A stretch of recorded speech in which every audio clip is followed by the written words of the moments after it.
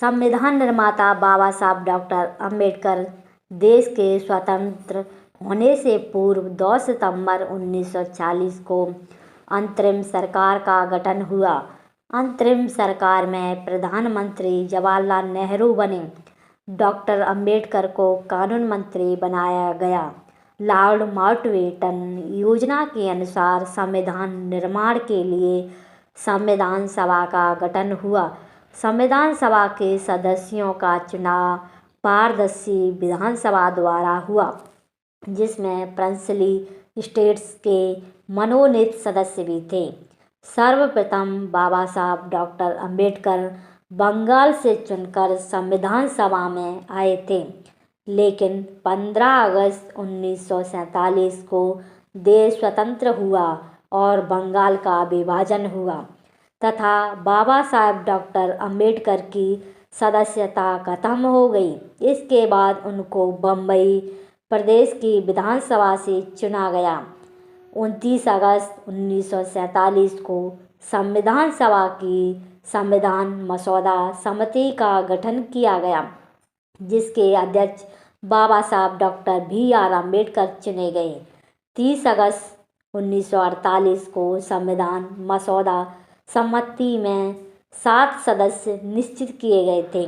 Number 1 बाबा साहब doctor BR Ambedkar अध्यक्ष। Number 2 माननीय Alladi Krishnaswami Ayyar. Number 3 doctor KS Munshi. Number 4 माननीय N Gopalaswami Ayyangar. Number 5 माननीय सैयद मोहम्मद सैदुल्ला। नंबर 6 माननीय BL मित्तल। नंबर 7 माननीय DP केतान।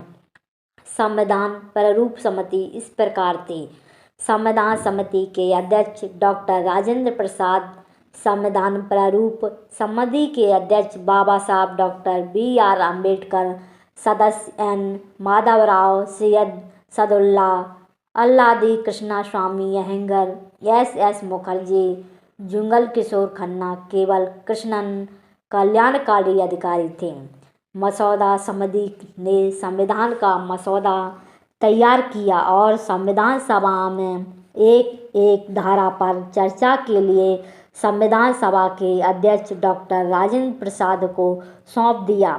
डॉक्टर अम्बेडकर ने संविधान निर्माण की जिम्मेदारी को बहुत ही जिम्मेदारी पूर्वक निभाया। भारतीय संविधान का मसौदा तैयार करने के लिए चुनी गई लेखा समिति पर डॉक्टर अम्बेडकर की अध्यक्षता में कुल 7 सभासदों की संविधान समिति चुनी गई थी, लेकिन प्रत्यक्षता में कुल 7 सभासदों की संविधान समिति चुनी गई थी, जिनमें से एक सभासद की मौत हो गई थी। दूसरे सभासद अमेरिका चले गए और वहीं रह गए। तीसरी सभासद ने इस्तीफा दे दिया था। उन तीनों जगहों को भरा नहीं गया। चौथे सभासद संस्था के कार्यों में लगे रहे, इसलिए उनका भी संविधान लेखन में कोई भी उपयोग नहीं था। वे सिर्फ नाम के ही सभासद थे। 1-2 सभासद दिल्ली से दूर थे और खराब स्वास्थ्य की वजह से वह अनुपस्थित नहीं रहे। इस वजह से प्रारूप समिति के अध्यक्ष डॉक्टर अम्बेडकर को अकेले ही संविधान लिखने का संपूर्ण भार अपने कंधों पर उठाना पड़ा। दिन के 18 घंटों वह कार्यरत रहते थे।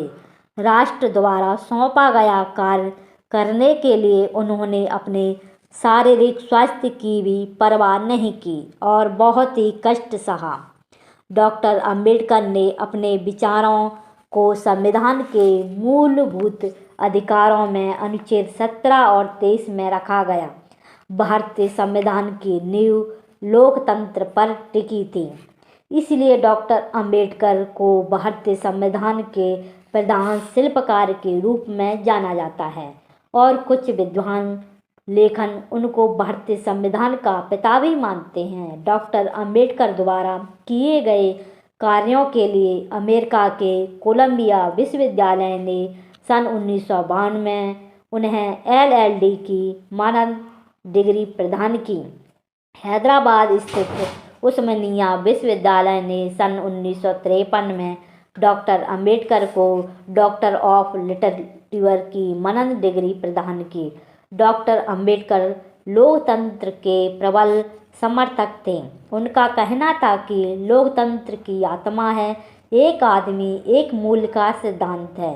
संविधान बनाने में बाबा साहब डॉक्टर अंबेडकर को 2 वर्ष 11 माह 18 दिन का समय लगा।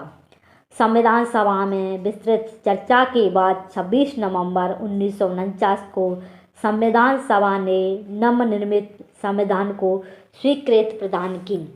संविधान बनने के 1 वर्ष पश्चात 26 जनवरी 1950 को बाबा साहब डॉक्टर अंबेडकर द्वारा लिखित भारत का संविधान देश में लागू हुआ। बाबा साहब को संविधान निर्माता के रूप में भी जाना गया।